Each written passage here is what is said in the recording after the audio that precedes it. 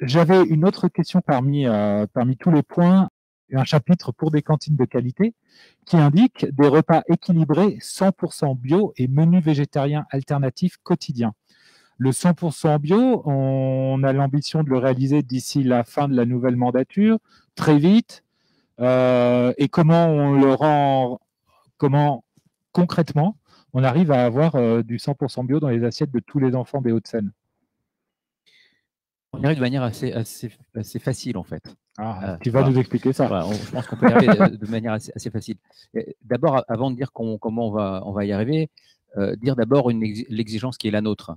Notre exigence, c'est qu'on ait d'abord des cantines de qualité et que la restauration scolaire de nos collèges devienne enfin une restauration de qualité. Aujourd'hui, les cantines, enfin la restauration scolaire est laissée à la charge des grands industriels du secteur. Et il suffit de rencontrer dans nos communes ou avoir même soi-même eu un enfant au collège pour savoir quelle est aujourd'hui la qualité désastreuse de ce qu'on trouve dans les assiettes de nos collégiens dans ce département. Quand d'ailleurs ils ont quelque chose dans leur assiette, puisque aujourd'hui, le grand scandale aussi des cantines dans ce département, c'est que l'entreprise privée qui a le marché est quelquefois dans l'incapacité de fournir un repas aux élèves. Donc de vrais dysfonctionnements. Donc une qualité dégradée, un service rendu totalement aléatoire, qui plaide aujourd'hui pour qu'on fasse table rase du passé et qu'on aille vraiment, véritablement vers des cantines de qualité. C'est une exigence très forte. Et notre exigence, nous, elle s'accompagne effectivement avec d'une exigence supplémentaire, celle d'aboutir d'ici la fin de la mandature à ce que on puisse progressivement, mais de manière volontaire, hein, très très fort dès le début du mandat, passer à un contenu de l'assiette qui soit d'une part équilibré, qui ensuite soit de qualité avec un 100% bio, et qui fasse aussi la part à des menus végétariens pour aussi diversifier l'alimentation dont on sait l'impérieuse nécessité aujourd'hui. Voilà. Donc c'est d'abord ça notre ambition, c'est tourner la page du passé et faire en sorte que ce moment soit aussi un moment qui est aussi un moment de santé publique. Hein. La question de la restauration, c'est aussi un objet de santé publique, soit vraiment pris à bras le corps. Alors comment on y arrive? On y arrive en mobilisant d'abord, enfin, on y arrive en se donnant aussi pour ambition de traiter le sujet je vais le dire un peu vite, de la terre à l'assiette. En faisant en sorte que la filière totale de la restauration soit sous le contrôle du département. Ça veut dire profiter des maraîchers franciliens qu'on a autour de nous. On a cette chance-là d'avoir une Île-de-France largement maraîchère. Donc, travailler sur des circuits courts bio, et puis travailler aussi à la transformation de ces matières premières principales avec pourquoi pas, c'est une proposition que l'on fait, donc la création d'une légumerie qui viendrait aussi prendre en charge le premier traitement de la découpe des légumes bio produits avec les maraîchers.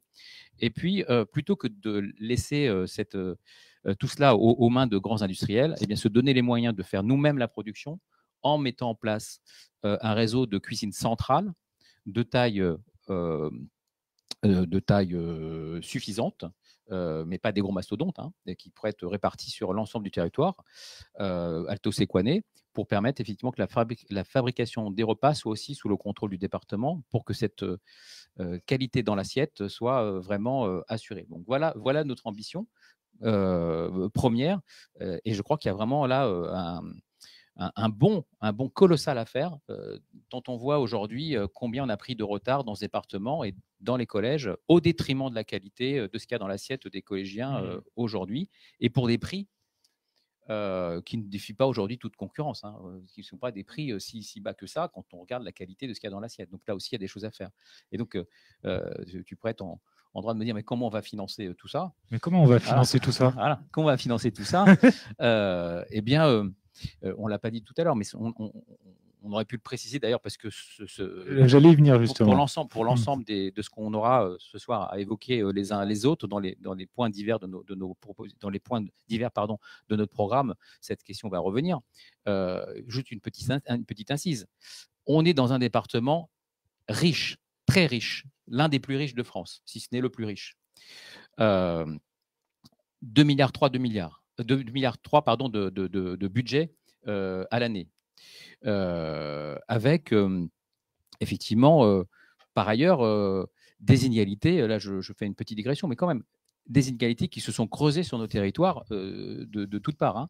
Inégalités sociales, inégalités territoriales, des inégalités qui ont été amplifiées sans doute par la crise sanitaire que l'on vient de vivre et que j'espère on va vite quitter, mais qui ont été aussi largement amplifiées par les politiques que la droite a conduites dans ce département depuis très longtemps, y compris sur la question éducative.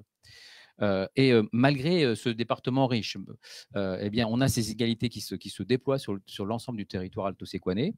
Et d'un autre côté, eh bien, moi, depuis que je suis élu, donc depuis 6 ans aujourd'hui, et tout au long du mandat, je n'ai fait qu'un seul constat, regretter d'ailleurs ce constat, c'est que malgré tout ça, malgré ces situations dégradées et difficiles pour un nombre considérable de nos concitoyens, eh bien, le département dégage annuellement un excédent d'1 demi-milliard d'euros d'argent qu'il ne dépense pas. Voilà. Donc tous les ans, un quart du budget ne sert à rien.